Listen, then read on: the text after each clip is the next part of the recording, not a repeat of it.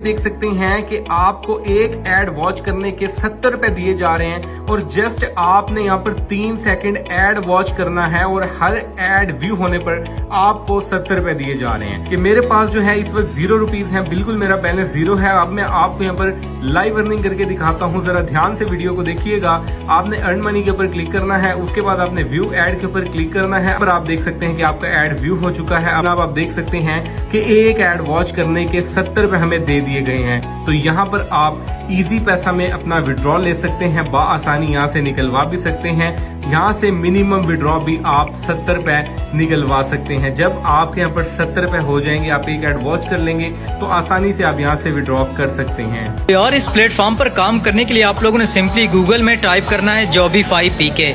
तो आपके सामने जो वेबसाइट शो होगी www.jobifypk.com, इस वेबसाइट को आप लोगों ने ओपन कर लेना है। जैसे ही आप